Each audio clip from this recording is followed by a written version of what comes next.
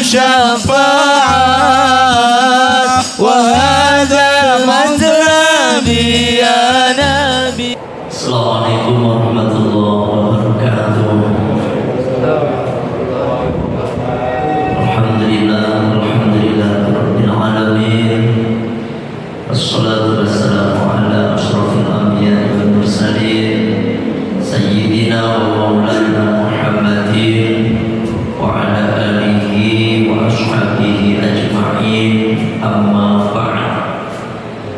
Biridha'illahi ta'ala wa syafaati Rasulillah wa bi karamatil awliya ila yaumil qiyamah bi karamatil ulama'i al-amir muslimin wa nasrullah al-qura wal mufassirin wal muhaddithin wal mujtahidin wa man fi maliki Syafi'i Muhammad bin Hanbal thumma ila jama'il sufyatil muhaqqiqin wa sallallahu alaihi wasallam sya'ib al-jilani masjid al-tayyib as-sudais Abil Qasim Junaidy Baghdadi Basidi Syekh Muhammad Bawadin Asanda Jogja sallallahu alaihi wasallam Sinma Alama Syekh Hasan Sandin Tarbiyyah Sadri Muslim Alama Abi Khalid Muhammad bin Muhammad Al-Wazali wa Usuli wa Fu'aid bin silsilatihi wal akhirin ankum wa sayyidina Sayyidina Muhammad Asmi Sallallahu alaihi wasallam bidana karim tanara khadat ila muslim wal khadat kitab Syekh Muhammad Alama Abi Sufyan bin Sayyid Muhammad Muhammad bin Qasim al-Wajib Muhammad Alama Syekh Abdul Muhammad Hussein thumma ila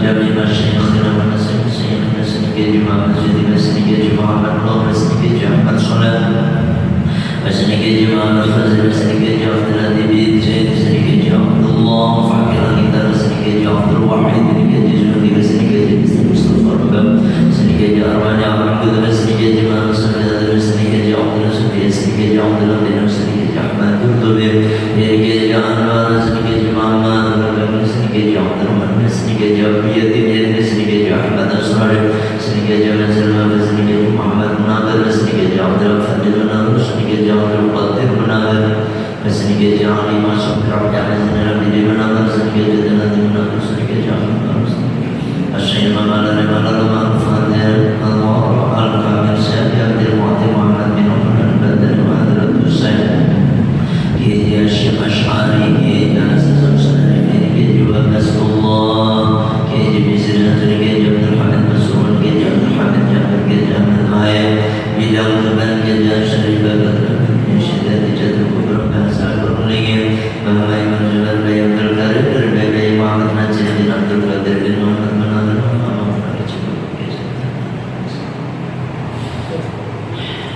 Allah manfaat berkat ulumihi wa rahmatihi wa usranihi wa radhalina ya Allah teman-teman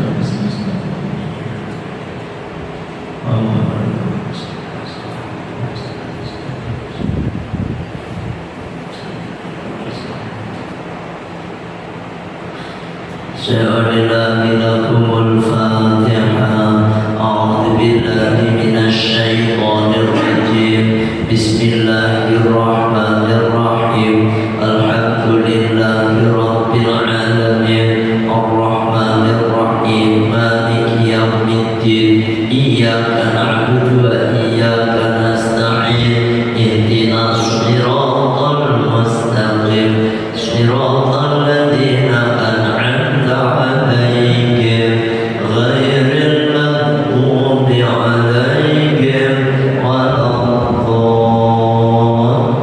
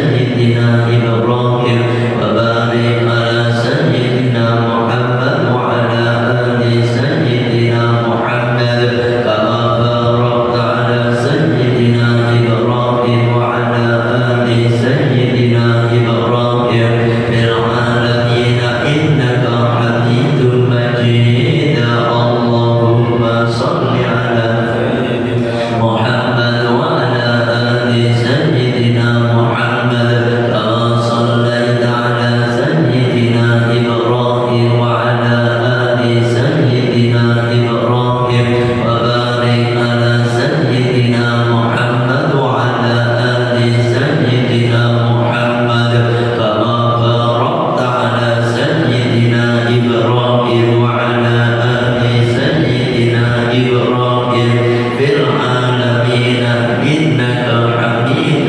مجيد اللهم محمد وعلى آل سيدنا محمد كما صليت على سيدنا إبراهيم وعلى آل سيدنا إبراهيم وبارك على سيدنا محمد وعلى آل سيدنا محمد كما باركت على سيدنا إبراهيم وعلى آل سيدنا إبراهيم في العالمين إنك حميد مجيد اللهم صل على سيدنا محمد وعلى آل سيدنا محمد كما صليت على سيدنا إبراهيم وعلى آل سيدنا إبراهيم وبارك على سيدنا محمد وعلى آل سيدنا محمد كما باركت على سيدنا إبراهيم وعلى آل سيدنا العالمين إنك حميد مجيد اللهم صل على محمد وعلى آل سيدنا محمد كما صليت على سيدنا إبراهيم وعلى آل سيدنا إبراهيم وبارك على سيدنا محمد وعلى آل سيدنا محمد كما باركت على سيدنا إبراهيم وعلى آل سيدنا إبراهيم في العالمين إنك حميد مجيد يا الله يا فتاح يا رزاق يا الله يا فتاح يا رزاق يا الله يا فتاح يا رزاق يا الله يا فتاح يا رزاق يا الله يا فتاح يا رزاق يا الله يا فتاح يا رزاق يا الله يا فتاح يا رزاق Alhamdulillah malam hari ini adalah malam penutupan pengajian kita setiap malam Rabu insyaallah karena minggu depan atau malam Rabu depan kita semua udah pada tarawih ya toh. Malam ini adalah malam penutupan sementara. Kita lanjutkan masih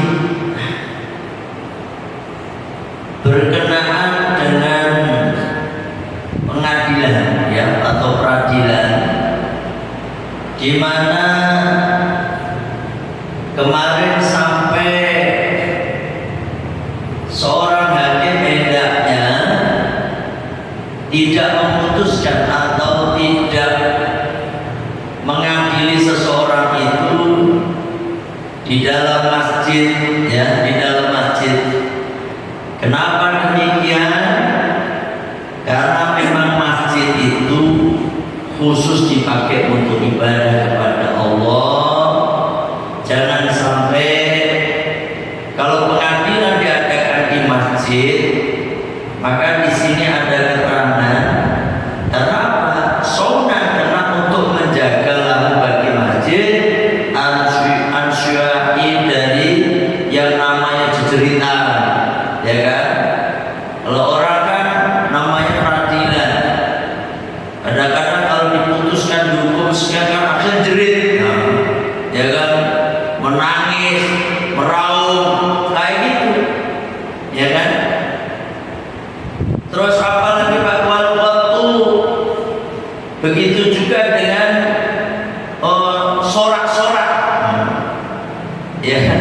Namanya juga kalau yang bagian yang menang, kayak gitu. Dalam masjid itu jangan dipakai seperti itu, ya kan? Apalagi al-anal qad yahtaju ay yahduru ila majlisil qudha, karena memang orang itu berkeinginan atau butuh untuk hadir ke majelis peradilan seperti itu. Nah, di situ dikhawatirkan juga ada man orang laisa lahum ayam butuh fil masjidi. Nah, dikhawatirkan juga kalau peradilan itu diadakan di dalam masjid, nanti dikhawatirkan ada orang yang memang dilarang di masjid, Pak. Diem di masjid itu dilarang. Seperti apa, Pak? Karena itu orang yang lagi haid, ya kan? Orang yang lagi haid kan nggak boleh diem di masjid. Siapa lagi, Pak? Orang yang lagi punya jinabah, junub. Orang punya jinabah nggak boleh diem di masjid. Lah kalau orang awam kan kayak gitu nggak tahu kebanyakan, ya kan? Orang nggak tahu. Jadi khawatirkan seperti itu sehingga masjid, kehormatan masjid itu jadi tercela, gitu loh. Sebenarnya boleh-boleh aja kalau tenang, dipilih orangnya, ya kan? Karena masjid itu dipakai untuk strategi perang zaman Kanjeng Nabi. Kanjeng Nabi ketika mau berangkat perang kumpul di masjid, ya kan? Pulang dari peperangan Kanjeng Nabi pun ke masjid dulu, ya kan? Mengatur segala macam. Kalau memang bisa menjaga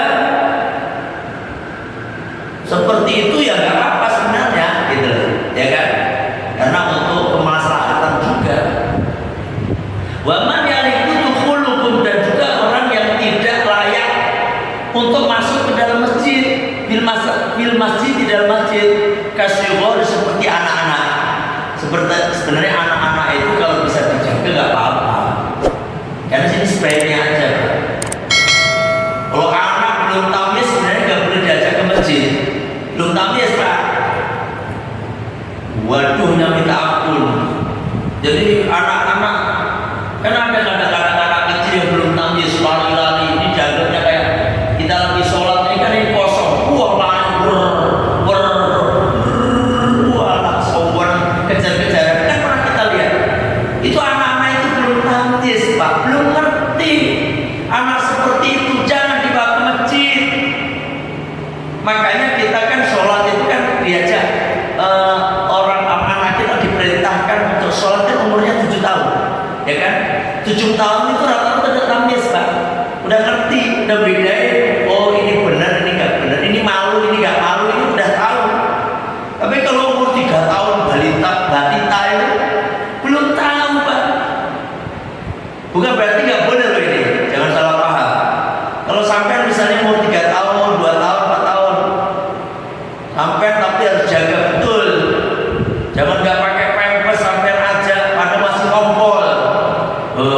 Itu kan jadi priwuh. Apa namanya? Nyusahin pengurus kayak gitu. Paham ya? Anak kecil tahu lah anaknya diam, nggak apa-apa. Jadi latih sering datang ke masjid. Nah sekali lagi, anak yang nggak bisa diatur, anak belum tamyiz, hendaknya jangan dibawa ke masjid. Makanya kayak di Al-Taibah itu alhamdulillah ya rapi. Tapi kalau di sini ya alhamdulillah nggak kedengeran ramenya, alhamdulillah di sini. Tapi ada satu masjid yang saya sebutin rawa Wahabi. Saya kan dikasih jadwal khotib, kalau pernah datang ya ujungnya bukan apa-apa, pagi-pagi pada saya badalin baik seumur ya, kemarin saya masih situ masih ramai Pak, setahun kan saya ke situ. Ketua DKI bilang, sekali-kali datanglah. Saya masuk ruangan di lantai, astagfirullah, khotbah saya pusing saya. Dan ketika saya tegur ini pengurus, apa kata pengurusnya? Kalau kita tegur orang tuanya yang mana? Kata dia, orang tuanya anak itu ditegur marah-marah. Lah ini kan masalah jadinya. Daripada ribut, ya udah kalau begitu saya nggak datang lagi ke sini mah. Daripada kayak gitu, bener Pak, Masjid Alam. Nah kalau di Al-Taibah itu sholat gitu ya, teratur anak kecil banyak di Al-Taibah, bener banyak. Di sini juga mungkin banyak, tapi di sana banyak bener. Tapi maghrib isya itu tenang, ternyata ada yang nungguin 45 orang. Pokoknya 45 orang tadi nggak ikut sholat jamaah, tapi nungguin anak-anak tadi, ya kan? Nah itu bagus rapi.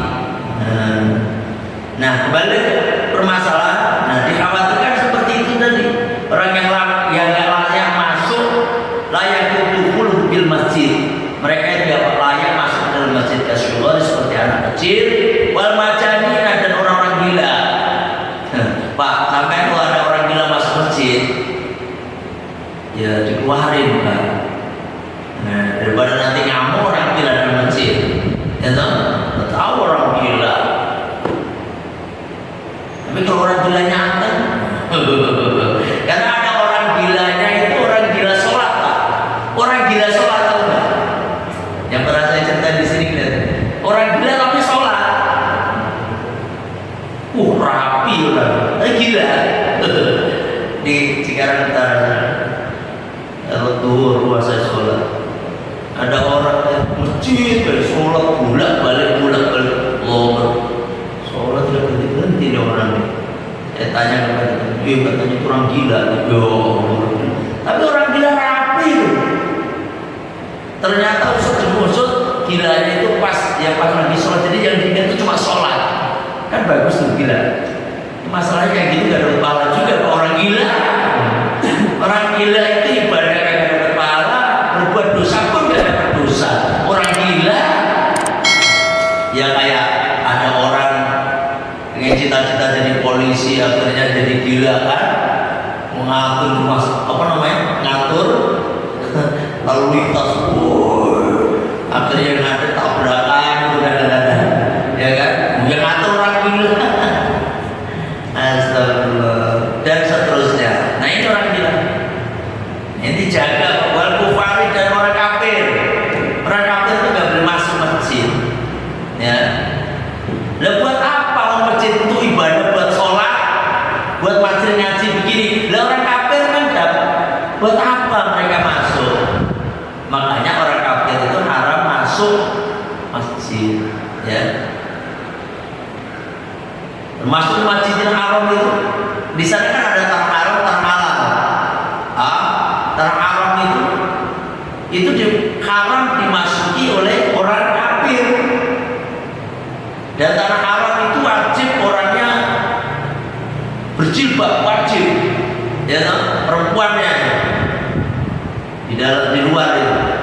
Sampai itu kalau di masjid, di sekitar Masjid Nabawi, di sekitar Masjidil Haram, nggak lihat sampai itu orang nggak pakai jilbab, nggak ada. Karena semuanya harus ikuti syariat yang ada itu benar-benar. Beda dengan di Jeddah Pak. Jeddah kan Arab juga tuh, ya kan? Di Jeddah aneh, buaya brondol-brondol, perempuan rambutnya merah kuning hijau biasa di Jeddah. Saya ditanya sama jamaah, itu kan ada orang nggak pakai jilbab sih. Nah ini di Jeddah waktu di Kornes itu kan rata-rata kayak gitu kan. Nah kembali lagi ke pembahasan, kayak tanah haram itu haram dimasuki oleh orang kafir. Makanya di apa namanya, perbatasan tanah halal tanah haram, ya, itu dijaga Pak. Kalau ada orang dilihat KTP-nya, dilihat ininya agamanya, ya, kalau orang luar, kecuali yang umroh. Kalau jamaah umroh kan memang udah diseleksi dari awal, jadi mereka jamaah umroh udah bebas, ya kan? Ada muasasahnya lah, disolat jadi tanggung jawab. Kembali ke pembahasan. Jadi seperti itu Pak. Sebenarnya nggak apa-apa.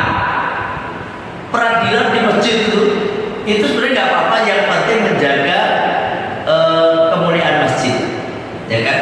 Karena di sini disebutkan ada apa namanya, pasal masjid ini. Fa'in qadha, maka jika hakim itu memutuskan, yakni menghakimi atau mengadili di dalam masjid kuliah, maka dimakruhkan. Lawan dari makruh kan? Makruh itu artinya apa? Boleh toh. Makruh itu boleh. Kalau kita tinggalkan dapat pahala. Itu makruh. Kayak mudut, rokok itu hukumnya apa? Kan makruh. Kalau orang Arab, mufti Arab haram rokok teh. Kalau di Indonesia itu ulama-ulama kita masih memakruhkan makruh, ya kan? Makruh. Orang Arab haram, tapi kenyataannya yang rokok banyak, pojok-pojokan itu bukan Indonesia, orang ya kayak gitulah. Hukum dianggapnya jangan menganggap bahwa terus orang Arab ngomong suci kabeh. Biasa paling saya ceritain, ada duit jalan kabeh, tujuannya begitu, paham ya? Nggak usah diterusin dulu ada duit, ya kan? Rokok, makruh hukumnya. Nah, persidangan dilakukan di masjid. Jika dilakukan, maka hukumnya makruh.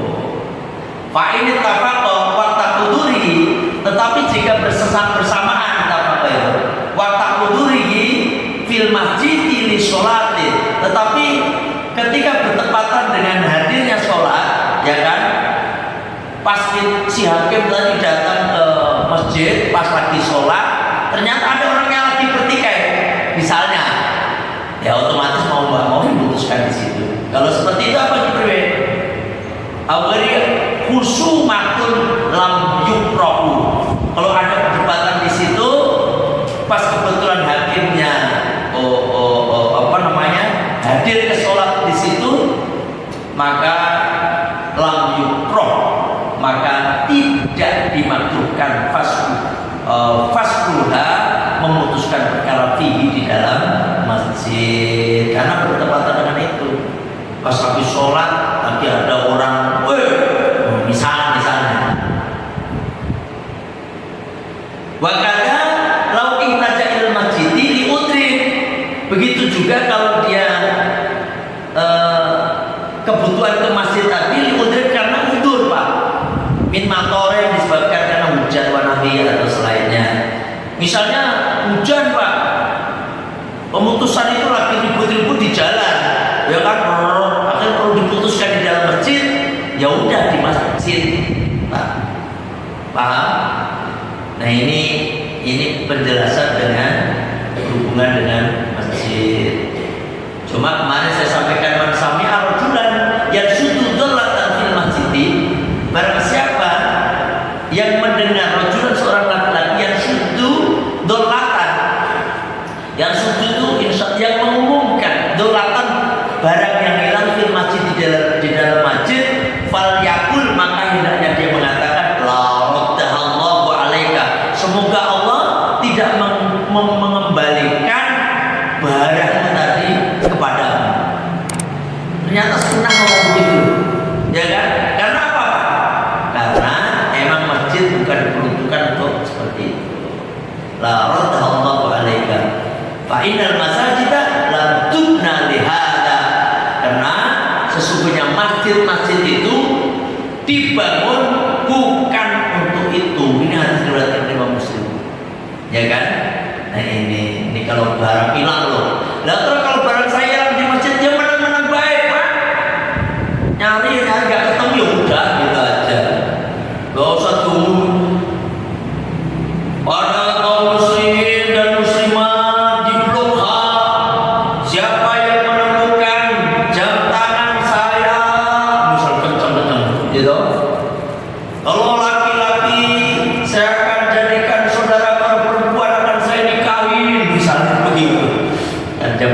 gitu ya. Kalau perempuan akan saya jadikan istri, gimana waktu itu? Tes itu zaman saya zaman bala itu mah. Gak boleh ya. Dicari ya cari aja.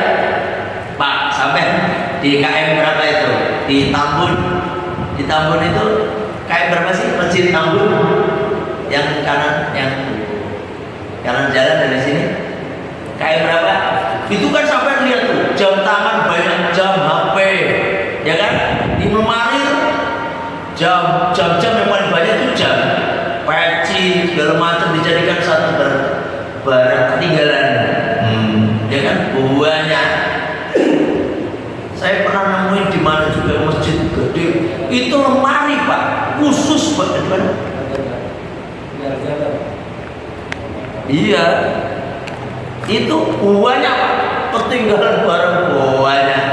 Nah ini itu ya orang emang kalau benernya mau begitu Pak. Sampai itu kalau ada barang tercecer nggak usah diambil. Kalau sampean tidak bisa menjaganya, ya toh, karena resiko Pak. Sampean jam ada jam bagus Rolex misalnya, oh terus sampean ambil, sampean kan harus nggak boleh pakai, harus diumumin. Sampai berapa? Setahun. Lalu setelah setahun sampean baru boleh pakai, ya kan? Itu pun dengan syarat suatu saat kalau ada yang merasa kehilangan terus datang kepada sampean, Pak sampean dulu nemu jam saya. Oh iya, aku udah saya jual. Loh dijual ke Priu, dijual. Kalau dijual wajib ganti. Kalau udah setahun dan 2 tahun terus sampean butuh kan dijual loh, sampean wajib ganti harganya. Oh gitu ya. Ini di luar tema. Jadi seperti itulah. Jangan risky Pak. Ini kadang-kadang nemu uang di jalan rezeki katanya. Alhamdulillah saya dapat rezeki. Rezeki apaan Pak? Nemu uang, dompet tadi saya nemu. Dompet lagi isinya. Alhamdulillah rezeki mah nggak kemana. Rezeki dari mana? Bukan rezeki itu mah tanggung jawab. Makanya sampai kalau nemu barang kalau dia bawa 100.000 mah gampang masukin aja deh. Di mana itu? Di kotak amal. Niatin aja, ya Allah ini saya masukkan ke dalam kotak amal, semoga pahalanya mengalir kepada orang yang punya uang, begitu. Tapi tetap mengumumkan juga harus.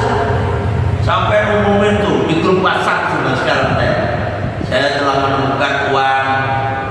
Dan siapa yang merasa kehilangan uang, gak usah disebut namanya. Kalau disebut namanya banyak yang ngaku nanti. Ya itu ternyata ada yang ngaku, sampai wajib mengembalikan. Oh, udah dimasukkan ke kotak amal, sampai wajib ganti. Nah, otomatis yang masuk ke kotak amal itu menjadi hak sampean, pahalanya. Jangan terus bilang sama dia, Pak sampai nemu uang. Iya sih, tapi udah saya masuk ke kotak amal, ambil aja sendiri. Ya begitu. Ambil lagi, bilang aja sama DKM, kemarin saya masukin di situ. Lah nggak bisa. Lah kalau gitu dibiarkan boleh ngambil Pak. Ngaku-ngaku banyak ujung-ujungnya. Yang bagus siapa? Ketua DKM ujung-ujungnya. Nah itu kira-kira. Ya, tes. Kita lanjutkan. Itu aturan peradilan, ya peradilan. Sekarang kita lanjutkan. Wa yusawi, hendaknya menyamakan, ya kan? Menyamakan. Si hakim tadi menyamakan bainal khusmaini, di antara dua orang yang lagi bertikai, ya kan? Menyamakan.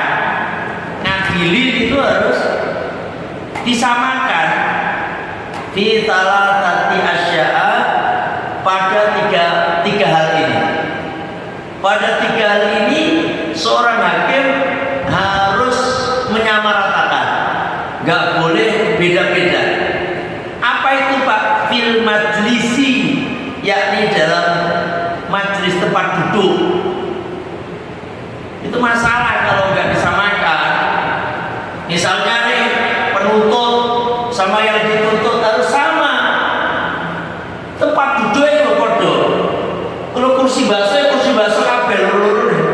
Jangan sampai yang satunya kursi bakso, satunya kursi apa jati, oh kursi yang bagus begitu duduk. Wow, nggak boleh Pak. Ya, duduknya harus sama. Nah kalau duduknya di sofa, ya kabel di sofa harus sama, gitu. Ya kan?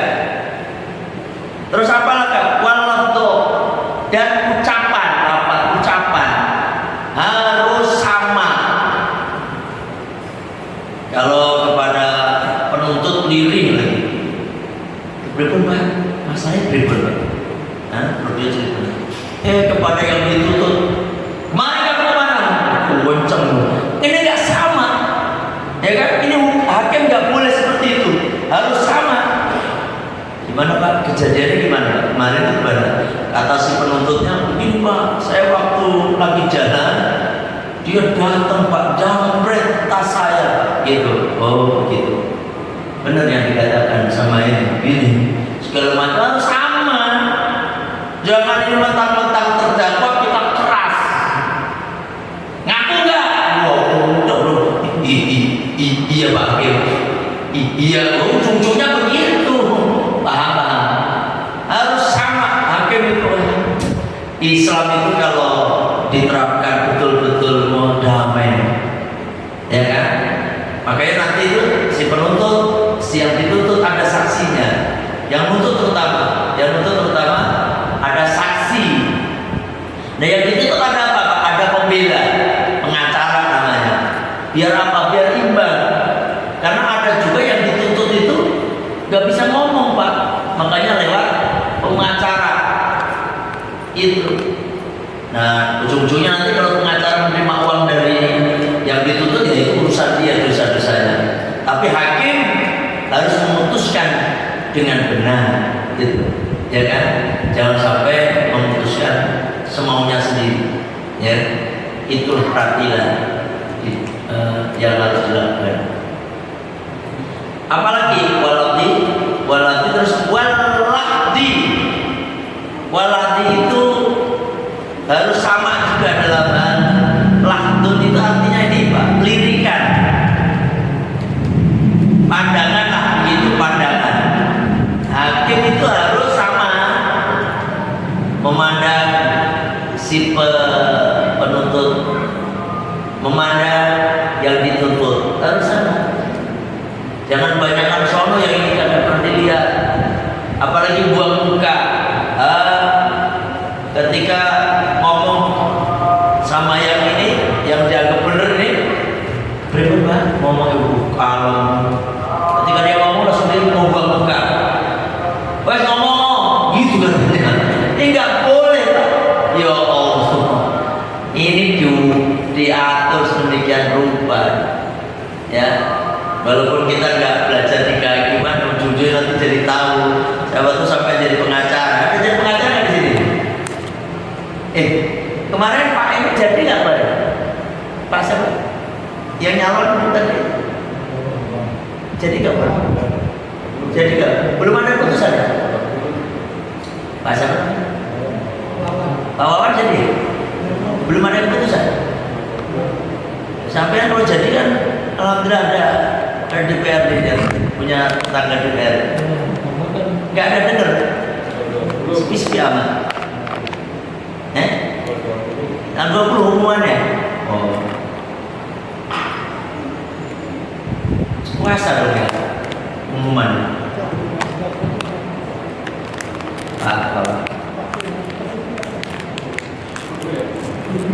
Nah, lirikan ya, tempat duduknya harus sama, ucapannya harus sama, nada tingginya itu loh, ya, nada tingginya, terus pandangannya pun harus sama.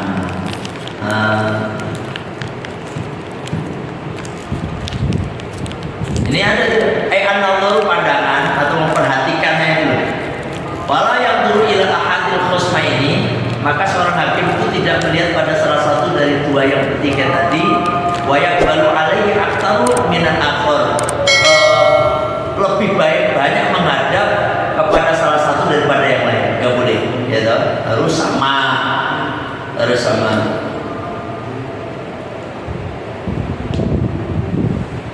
Ono sing takon, ada nanya berhubungan dengan tema ini, silakan nanya apa di luar tema. Ini kadang-kadang takutnya saya nggak pernah ngasih kesempatan nanya. Di luar tema ada nanya? Iya Pak.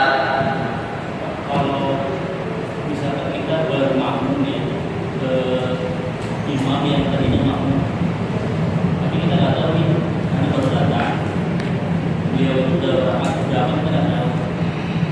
Ternyata 4 rakaat gitu. Berarti kan memang tinggalan dari awal.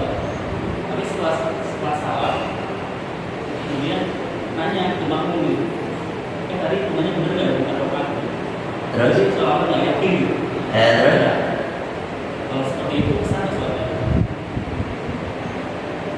gini Pak, makanya aturan sholat tuh ketika ada kesalahan pada imam, maka si makmum hendaknya tasbih, ya toh? Subhanallah. Itu bagi laki-laki. Kalau perempuan bertepuk ini, ya kan? Tepuknya harus begini, nggak boleh bertepuk begini. Kalau bertepuk begini niat main-main, batal sholatnya. Apalagi tepuk pramuka, seperti para laki.